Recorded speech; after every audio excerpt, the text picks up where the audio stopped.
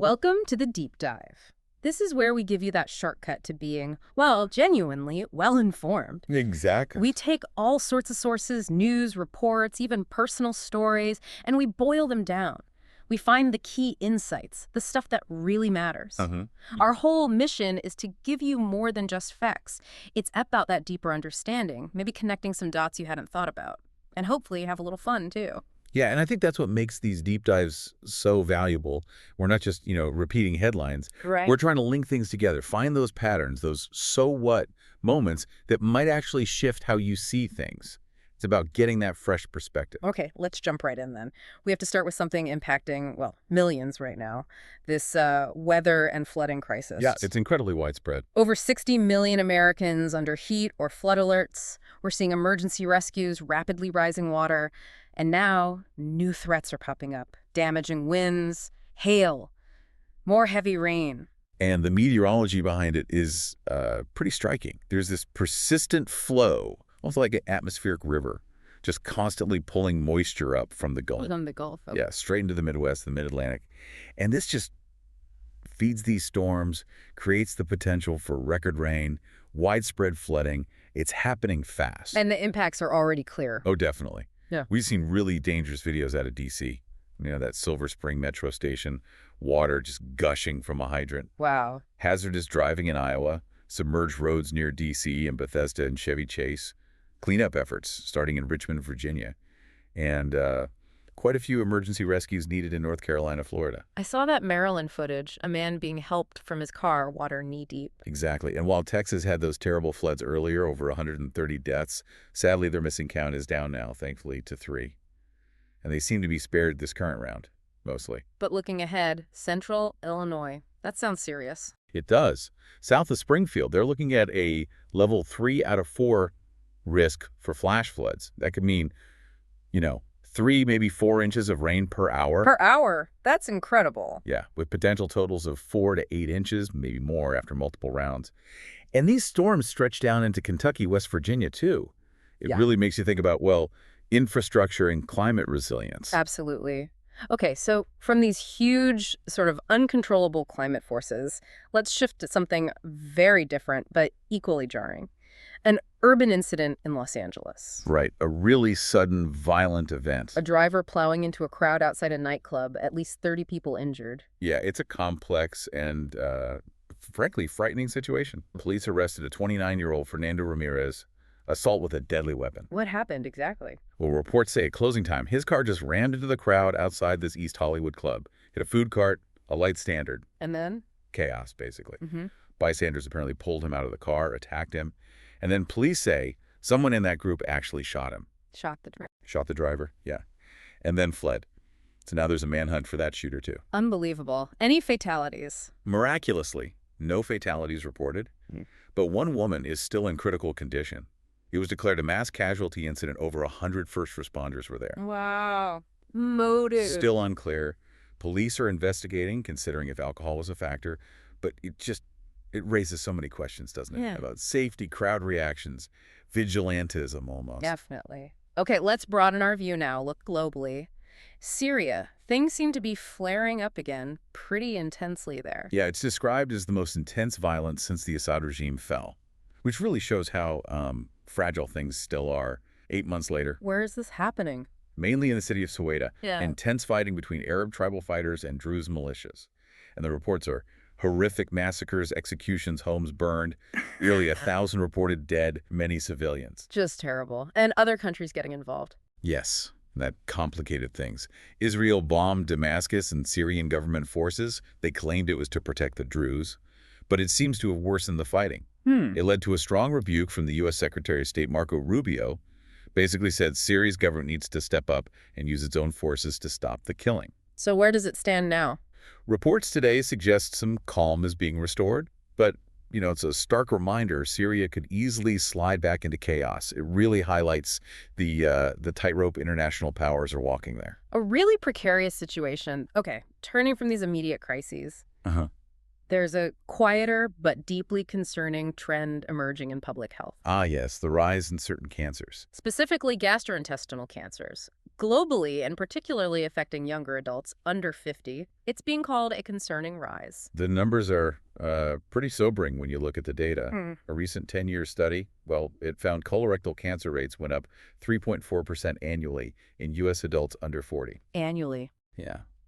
Pancreatic cancer, up 2.4% annually in U.S. adults under 50. And gastric or stomach cancer in U.S. women under 40 increased 4% per year. 4%? Why? What's driving this? It seems to be, well, complex, multifaceted. The usual suspects are cited: obesity, ultra-processed foods, not enough physical activity, alcohol, smoking. Right. The lifestyle factors. Yes, but here's the crucial point they make. It's not solely about individual choices. It's also about systemic issues.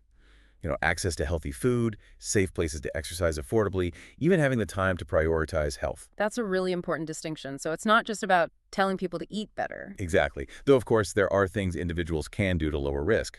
Not to zero, obviously, but lower it. Like what?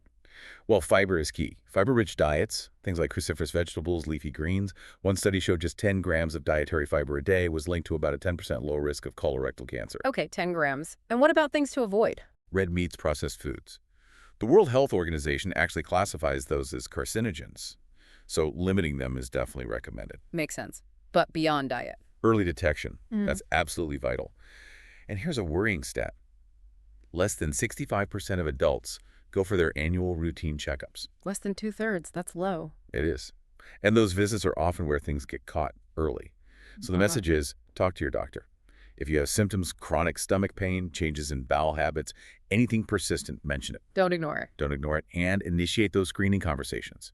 From age 40 onwards, ask about colonoscopies, mammograms, prostate screenings. Be proactive about it. Really crucial advice. Okay, let's shift gears a bit. Some moments of inspiration and impact now, starting with sports. The WNBA All-Star game. Sounds like it was quite something. Oh, it really was. A record-breaking night, they called it. A real battle. What were the highlights? Highest scoring All-Star game ever in the WNBA. They even introduced 4-point shots, which added some spice. 4-pointers, okay. Yeah. Team Collier got the win, 151-131. The MVP, Defisa Collier, she scored a record 36 points. And Skylar Diggins, first ever triple-double in an All-Star game. History made there. Wow. What about Caitlin Clark? She was sidelined with an injury, unfortunately. It's been a long season record number of games because the league expanded. Right. But beyond the game itself, there was a message being sent, wasn't there? A very powerful one. During warm-ups, the players wore shirts saying, "Pay us what you owe us." Pay us what you owe us. Yeah. And then after the game, you could hear fans chanting, "Pay them, pay them," Yeah. all happening amidst collective bargaining negotiations. So it connects directly to the business side. Absolutely. It ties the excitement on the court, the league's growing profile, directly to the fight for fair compensation. It feels like a real statement about player power. Very compelling. Yeah. Now, another story involving an athlete, but this one is deeply personal and carries a vital safety message. Yes, the story of Shaquille Barrett and his wife, Jordana. The NFL star. They tragically lost their 2-year-old daughter, Araya, to drowning last year.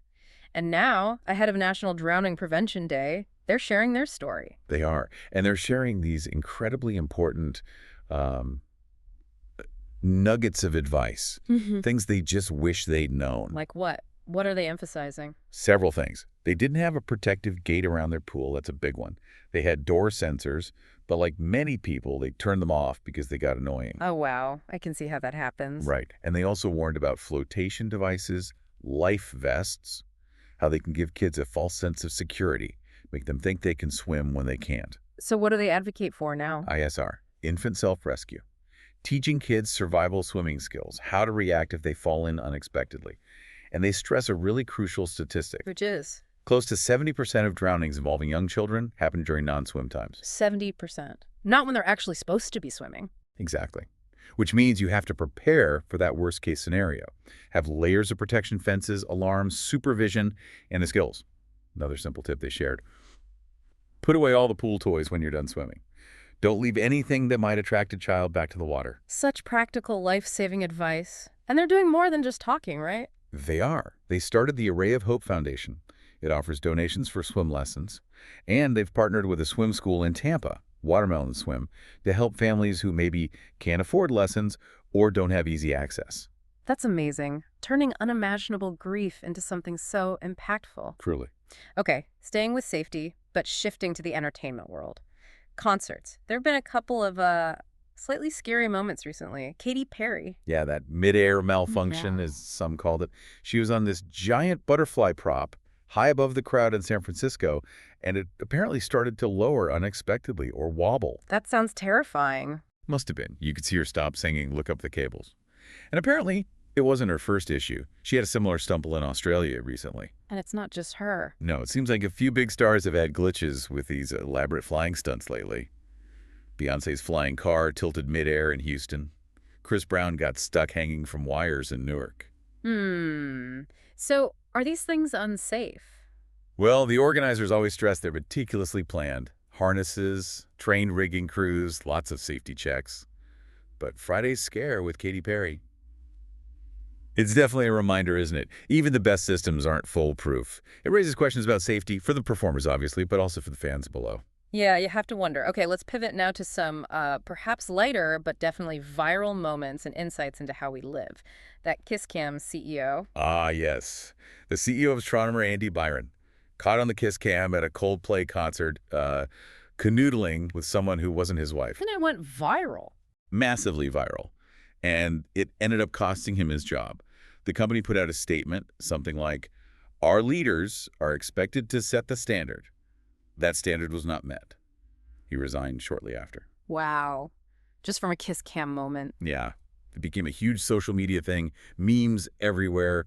Even the Philadelphia Phillies baseball team did a spoof of it on their own Kiss Cam. Why do these things capture our attention so much? Well, one behavioralist suggested it kind of triggers our survival instincts almost.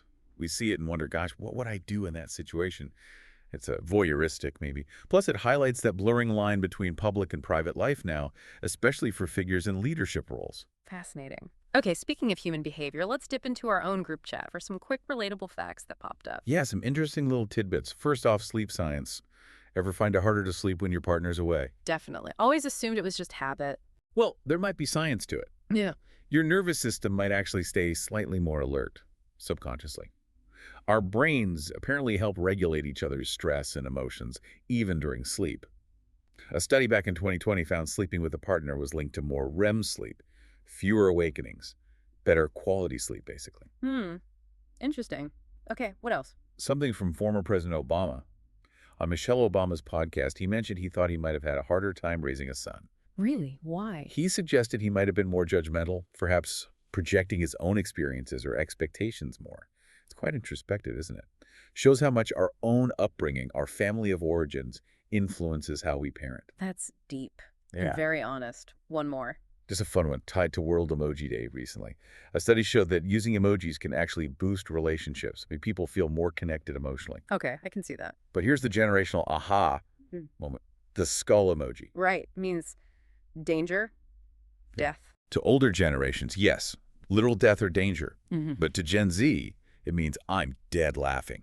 Like something is hilarious. Oh, okay. That's a big difference. Good to know. Right. A perfect little example of how language, even emoji language, evolves. Absolutely. What a ride this deep dive has been today. We've gone from, massive weather events and global health worries to incredibly personal stories about safety and loss, and then these insights into relationships, communication, even viral moments. Yeah, it really shows how much you can uncover when you connect the dots between different sources. And that's really our goal here, to give you that shortcut, that deeper layer of understanding so you feel truly informed. And maybe, thinking about all this, it brings up a bigger question for you, the listener.